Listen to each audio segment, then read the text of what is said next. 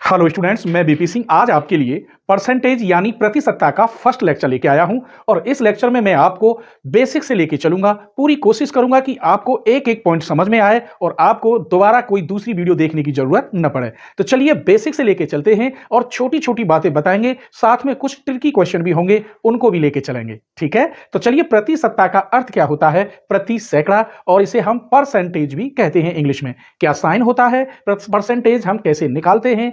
दशमलव में कैसे चेंज करते हैं? भिन्न में कैसे चेंज करते हैं? फिर इसके छोटे छोटे क्वेश्चन लेंगे। तो आज की जो वीडियो होगी वो बेसिक से शुरू होगी। तो चलिए पहला क्वेश्चन देखिए, प्रतिशतता यानी परसेंटेज।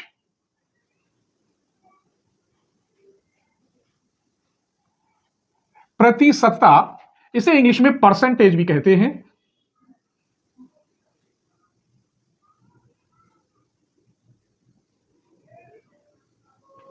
और इसका मतलब क्या होता है? परसेंटेज का मतलब क्या होता है?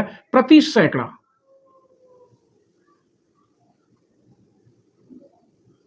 अर्थात जैसे 8% का मतलब बताते हैं या 7% का मतलब क्या है?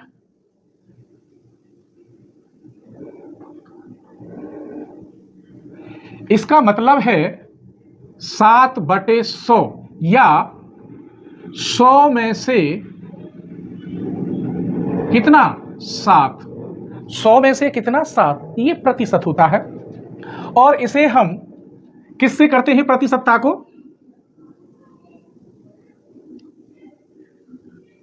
प्रतिशतता को ये इस साइन से सूचित करते हैं, प्रतिशतता से सूचित करते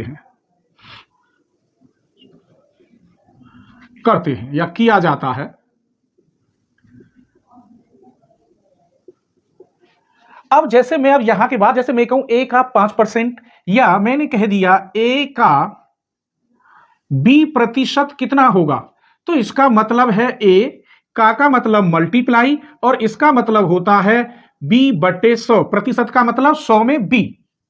आइए मैं इस पर एक एग्जाम्पल देता हूं छोटा सा। मैंने कह दिया आपसे 20 का 20% कितना होगा, तो यहां 20 का मतलब 100 और ये 20/100। 100 से ये 2 जीरो कट गई, 2 दूनी 4। तो 20 रुपए का 20% कितना होगा? 4 होगा। एक और लेते हैं, जैसे 600 का 12% बताइए, तो इसका मतलब हो गया 600 का 12/100।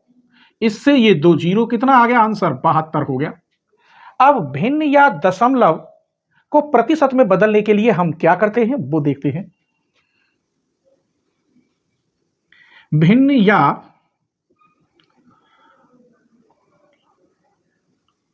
दशमलव को बदलने के लिए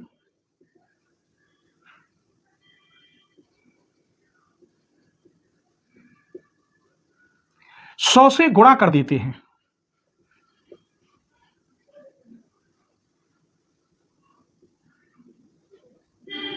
भिन्न या दशमलव, जैसे मैंने कह दिया 35/100, ये भिन्न हो गई और इसे हटाएंगे तो ये दशमलव हो गया। अब इसको प्रतिशत में बदलने के लिए कैसे गुणा करते हैं? 100 से। तो इसका मतलब इस 0.35 को हम कैसे लिखेंगे? पहले 35/100 और कैसे मल्टीप्लाई करेंगे? 100 से। तो ये बन गया 35%। ऐसे प्रतिशत लिखते हैं। एक और देखिए, इसकी जगह पर मैंने 0.25 है, इसको प्रतिशत में बदलने के लिए पहले हम इसको क्या 10 में बदलेंगे, भिन्न में, और कितने की मल्टीप्लाई कर देंगे? 100 की। तो कितना हो गया? 25। अब इसकी शॉर्ट ट्रिक देखिए, अगर ये 0.30 है, इसको बस किस में बदलना है? प्रतिशत में। तो प्रतिशत में 100 आता है। 100 के लिए यहां 0.2 है, ये डायरेक्ट कट जाएगा और कितना होगा? 30% हो जाएगा। जैसे मैंने कहा 6.25 को प्रतिशत में बदलना है, तो यहां क्या होगा? ऐसे करते थे आप, 6.25 पॉइंट को हटाएंगे तो 100 और प्रतिशत में 100 की गुणा कर देते हैं। ये कट गया, कितना हो गया? 625। इसका मतलब ये रहा 6.25। पॉइंट के बाद कितने नंबर है? 2, और 100 में भी 2 जीरो आती हैं, तो डायरेक्ट इसे काट सकते हो। 625% हो गया। तो यहां तक आपको ये क्लियर समझ में आया होगा। आगे देखते हैं। चलिए, तो क्वेश्चन नंबर 1 देखिए, यदि 1 घंटा का A% 1 मिनट 12 सेकंड है, तो A का मान क्या होगा? इसका मतलब है 1 घंटा का A परसेंटेज वो 1 मिनट 12 सेकंड। अब मुझे यहां सेकंड आ गई तो ये टोटल सेकंड बनानी होंगी, तो टोटल सेकंड कितनी हो जाएंगी, 72 हो जाएंगी क्योंकि 60 मिनट का। और यहां भी मुझे सेकंड बनानी होंगी। 1 घंटे में 60 मिनट होती हैं और 1 मिनट में 60 सेकंड होती हैं, तो ये दोनों बराबर हैं। 1 घंटे का मतलब हो गया 60 गुणा 60 सेकंड। का मतलब मल्टीप्लाई ए प्रतिशत ए अपॉन 100 किसके बराबर है, 1 मिनट 12 सेकंड। 1 मिनट का मतलब 60 सेकंड प्लस 12 सेकंड के बराबर है। बस अब तो सॉल्व करने की देर है, आंसर तैयार। ये 2 जीरो से ये 2 जीरो कट गया, 6 6 जा 36 यानी 36 ए इक्वल टू ये हो गया 72। ए इक्वल 72 बटे 36, इसका मतलब 2। तो ए की वैल्यू कितनी है, 2। ए इज द राइट आंसर। अब इसी क्वेश्चन को आप चेंज कर सकते हैं। यहां 1 घंटा जो लिखा हुआ है उसकी जगह पर आप 2 घंटे करेंगे। 2 घंटे का मतलब हो गया 2 गुणा 60 गुणा 60, और का मतलब हो गया ए, और प्रतिशत का मतलब ए बटे 100। यहां 1 मिनट 12 सेकंड दे रखा है, इसकी जगह पे आप लिखेंगे 2 मिनट 24 सेकंड। 2 मिनट 24 सेकंड का मतलब 60 second plus 60 second plus 24 second. तब ए की वैल्यू क्या होगी ये मुझे आप करके बताएंगे और कमेंट जरूर करेंगे। मैं आपके हर कमेंट का जवाब देता हूं, ठीक है। क्वेश्चन नंबर 2 देखिए। एक टीम ने 40 खेल खेले हैं और उनमें से 24 में उसे जीत हासिल हुई है। 40 में से कितने जीते उसने, 24 जीत लिए हैं। तदनुसार उस टीम द्वारा जीते हुए खेलों का प्रतिशत। ये सिर्फ 5 सेकंड का क्वेश्चन है, उम्मीद करता हूं आपने कर लिया होगा, लेकिन फिर भी मैं बताता हूं, कुछ कमजोर छात्र होते हैं उनको भी साथ लेके चलना होता है। तो कितना है 40 और कितने जीते हैं 24। 40 में से कितने जीते हैं 24, तो प्रतिशत कैसे निकालेंगे। 40 में से कितने जीते हैं उन्होंने 24, और इसका बस प्रतिशत निकाल दीजिए, लो आंसर आ जाएगा। तो ये कई बार कट गया, पहले तो इस जीरो से ये जीरो कट गया, 4 से ये कट गया 6 मल्टीप्लाई 10, इसका मतलब 60% में उसे जीत हासिल हुई है। अब यही क्वेश्चन मैं चेंज कर दूं, सपोज करो मैंने कह दिया एक टीम ने 120 मैच खेले थे। एक क्रिकेट टीम ने कितने मैच खेले थे, 120। अब 120 में से उससे और उनमें से उसे 24 की जगह पे मैंने ये कह दिया कि उसे 80 मैचों में जीत हासिल हुई थी। 80 मैचों में, तो कितने में, 80 में। तो उसे जीत जो हुई वो कितने प्रतिशत हुई, तो यहां आप फिर 100 की गुणा, 120 में 40, पहले तो ये कट गया 20 चौक 80 और 20 छिक्का 120। 4 की इसमें भाग गुणा कर दीजिए, 400 बटे 6 की इसमें आप करेंगे भाग, वही आपका आंसर होगा। तो इस प्रकार क्वेश्चन बस ज्यादा से ज्यादा, जैसे परसेंटेज है तो ज्यादा से ज्यादा 30 तरीका के क्वेश्चन होंगे, 30 टाइप। उन्हीं क्वेश्चनों में थोड़ी सी उनकी भाषा चेंज करके आपके सामने पेश कर दिया जाता है। बस आपको बेवकूफ बनाया जाता है और आप बन जाते हैं। आपको समझना है, आंसर जितनी देर में आप क्वेश्चन पढ़ेंगे उससे कम समय में क्वेश्चन सॉल्व हो जाता है, ठीक है। क्वेश्चन नंबर 3 देखिए। यदि ए का 12% बी के 80% के बराबर है तो B plus A upon B minus ए कितने के बराबर होगा। तो बढ़िया क्वेश्चन है, मैं सारे क्वेश्चन वही बता रहा हूं जो 2011 से और 2019 के बीच में एसएससी, सीजीएल और सीएचएसएल में आए हुए हैं। तो उम्मीद करता हूं सारे क्वेश्चन आप अच्छी तरह से करेंगे। तो आइए, हमें ए का 12%, ए का मतलब मल्टीप्लाई 12% ऐसे लिखते हैं 12 बटे 100, ये बराबर है बी का 80%, 80 बटे 100। तो इसकी वैल्यू पूछी है। हमने देखा यहां बराबर का साइन है, 100 से 100 कट गया। यहां ये 12 है, 12 नहीं ये 120 है। क्या बचा यहां पर, इस जीरो से ये जीरो कट गई, तो a multiply 12 equal to b multiply 8, ये 3 बार कट गया और ये 2 बार कट गया। इसका मतलब 3a इक्वल टू 2b, और b अपॉन a ये इधर जाएगा, ये इधर 3/2 आ गया। b अपॉन a कितना आ गया, 3/2। क्या पूछ रहा है, इसे बोलते हैं योगांतर अनुपात का नियम, b plus a upon b minus a। ये ऊपर जोड़ा है तो इसको ऊपर प्लस कर दीजिए, 3 + 2, नीचे माइनस किया है b माइनस a तो 3 - 2, अर्थात 5/1 कितना हो गया, 5। तो इसने पूछा था b plus A upon B minus ए, इसका मतलब D is the right answer. अगर इसी क्वेश्चन को थोड़ा मैं चेंज कर दूं, अगर वो पूछ लेता इसको ऐसे करके b minus A upon B plus ए का मान, तब आप कैसे करते? तो इसी को क्या लिख रहा है ये, b अपॉन ए इक्वल 3/2। तो आप b minus A upon B plus ए करेंगे तो 3 माइनस 2 अपॉन 3 प्लस 2। आपको योगांतर अनुपात का नियम तो पता है, यही लिख दूंगा मैं।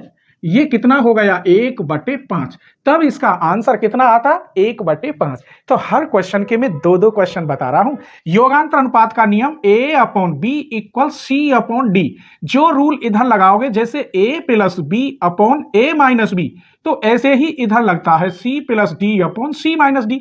ऐसे भी लगा सकते हैं b plus A upon B minus A, तो यहां d plus C upon D minus C. ऐसे भी लगा सकते हैं b minus A upon B plus A, तो d माइनस सी अपॉन डी प्लस सी। कहने का मतलब जो रूल आप इधर अपनाएंगे वही आपको इधर अपनाना होगा। तो उम्मीद करता हूं ये क्वेश्चन भी आपको पसंद आया होगा। मैं ऐसी ही वीडियो लाता रहता हूं, इसीलिए आप चैनल को सब्सक्राइब कर लीजिए। पता नहीं कौन सी वीडियो का कौन सा क्वेश्चन ऐसा हो जो एग्जाम में आ जाए, इसीलिए आप चैनल को सब्सक्राइब जरूर कर लें, क्योंकि मैं हर रोज ऐसी ही कंपटीशन की वीडियो डालता रहता हूं। ठीक है, क्वेश्चन नंबर 4 देखिए।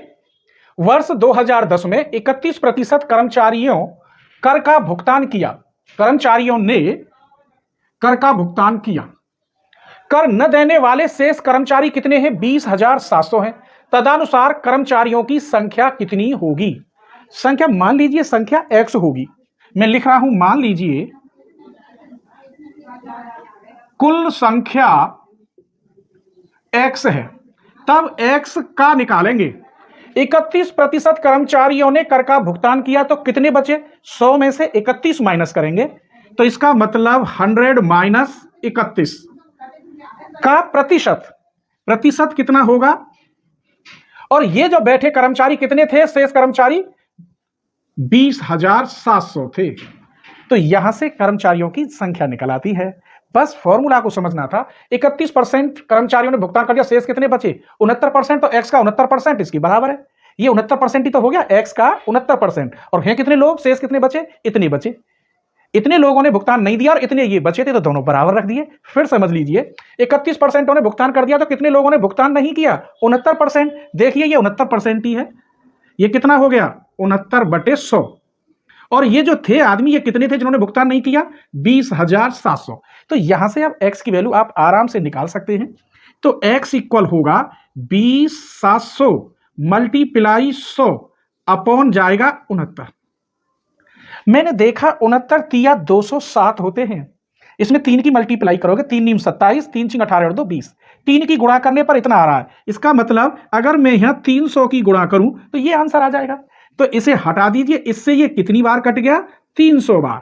क्लियर, समझ में आ गया? इससे ये कितनी बार कट गया? 300 बार। तो x इक्वल हो गया 300 गुणा 100। इसका मतलब 3000। इतने कर्मचारी उसमें थे। कर्मचारियों की संख्या कितनी थी? इतनी थी। इकाई, दहाई, सैकड़ा, हजार, 10,000।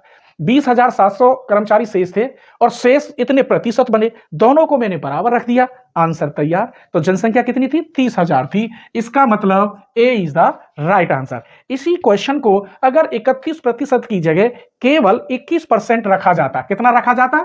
एक तो 2010 की जगह पे आप कुछ भी संख्या 2018 कर लो, 2020 कर लो, इससे कोई फर्क नहीं पड़ रहा। यहां अगर 21% कर्मचारी भुगतान कर देते केवल, और न करने वाले कितने होते? x गुणा। अगर यहां 21% होता तो यहां कितना बचता? बताइए, 79 बचता अपॉन 100। और शेष कर्मचारी मैंने कह दिया, शेष कर्मचारी होते आपके 4 नीम 36 और 4 सत्ते 28 और 3 31। इतने कर्मचारी आपके शेष रह जाते। मैंने गुणा करके कर लिया जिससे आपका आंसर आसान आ जाए। 4 की हमें गुणा कर दी, 4 नीम 36 और 3 4 सत्ते 28 और 3 31 और 2 मैंने 0 बढ़ा दिए जिससे आंसर आपका आसान आ जाए। इतने आपके शेष रह जाए 31,600। तो आप जनसंख्या निकाल सकते हैं। फिर समझ लीजिए 79 कब आएगा? कि जब यहां 21% कर्मचारी भुगतान कर दें। तो शेष कर्मचारी कितने बचे जिन्होंने भुगतान नहीं किया? 79%। और उनकी संख्या कितनी थी? 31,600। तो कुल जनसंख्या कितनी होगी? इसे सॉल्व कर लो, कुल जनसंख्या निकल आएगी। तो इस क्वेश्चन से एक क्वेश्चन मैंने और बना दिया। उम्मीद करता हूं यह क्वेश्चन भी पसंद आया होगा और इसे आप जरूर करेंगे। ठीक है, हर क्वेश्चन की ट्रिक नहीं होती है, और ट्रिक भी होती है तो वो बहुत ही कम क्वेश्चन होते हैं, लेकिन आपका जो मल्टीप्लाई गुणा भाग है उसकी स्पीड हाई होनी चाहिए। हर क्वेश्चन का औसत 45 सेकंड होना चाहिए, इससे ज्यादा नहीं। इससे ज्यादा होगा तो पेपर छूटने का डर रहता है। ठीक है, इसीलिए आपको लगभग ट्रिक्स ज्यादा से ज्यादा आनी चाहिए। क्वेश्चन नंबर 5 देखिए, मैंने यहां केवल एक फॉर्मूला लिखा है जिसकी ट्रिक बताऊंगा। इसके आधार पर आप कई क्वेश्चन खुद बना सकते हैं, क्योंकि यह क्वेश्चन एग्जाम के लिए 100% है। हर जगह चुनाव होते रहते हैं और अनुमान लगाते हैं कि कितने वोट मिल सकते हैं। आइए, एक उम्मीदवार को चुनाव में A% वोट मिले। कितने मिले? A% वोट मिले, तथा वह X वोट से जीत या हार गया हो। दो क्वेश्चन बन गए, जीत गया हो तो भी यही फॉर्मूला है और हार गया हो तो भी यही फॉर्मूला है। X वोट से जीत या हार गया हो तो उस चुनाव में कुल कितने वोट पड़े थे? तो उस चुनाव में वोटों की संख्या हम कैसे निकालेंगे? तो कुल वोटों की संख्या निकालने का फॉर्मूला देखिए, यहां लिख देता हूं मैं। कुल वोटों की संख्या 50। कितने वोटों से हारा? X वोट से हार हुई या जीत, यहां आता है X बटे फिर 50 माइनस कितने प्रतिशत उसे वोट मिले थे? A%। यही आपका आंसर है। अब मैंने कहा यहां A की जगह पर उसे 25% वोट मिले। A बराबर मैंने कह दिया कितने मिले उसे? 25% वोट मिले। और X की जगह पे मैंने कह दिया वो 500 वोटों से हार गया। कितने वोटों से हार गया? 500 वोटों से। X बराबर 500। हार गया या जीत गया इससे मतलब नहीं। तो उस चुनाव में कुल कितने वोट थे? तो कुल वोटों की संख्या यहां निकाल दीजिए। 50 गुणा X की जगह पर कितना है? 500 बटे 50 माइनस A की जगह पर 25। क्लियर? A बराबर कितना है? या प्रतिशत ऐसे लिखेंगे, A बराबर 25। अब यहां क्या बचा? 50 गुणा 100, यहां 25 बचे। 25 से ये कट गया 2 बार, ये 500 है, और 500 दूनी कितने हो गए? 1000। तो उस चुनाव में कुल 1000 वोट पड़े थे। अब मैं एक क्वेश्चन और बना रहा हूं। एक उम्मीदवार को चुनाव में 12% वोट मिले। कितने मिले? 12%। इसका मतलब A बराबर 12 है, और वो मात्र 100 वोटों से हार गया। कितने वोटों से? 100 वोटों से हार गया। X = 100। तो वहां कितने वोट पड़े होंगे ये देखना है। तो बस वही यही फॉर्मूला है। 50 तो हम रखेंगे ही, X की जगह पर 100 बटे 50 माइनस 12 है। आप इसे सॉल्व कर लेंगे, यही आंसर है। तो एक एक क्वेश्चन के साथ मैंने आपको दो दो क्वेश्चन बताए हैं। उम्मीद करता हूं ये वीडियो आपको छोटी सी जरूर पसंद आएगी, और आज की वीडियो आप अपने मित्रों के साथ जरूर शेयर करेंगे। ठीक है, आपसे उम्मीद करता हूं कि आप कम से कम एक फ्रेंड के साथ मेरी वीडियो जरूर शेयर करेंगे।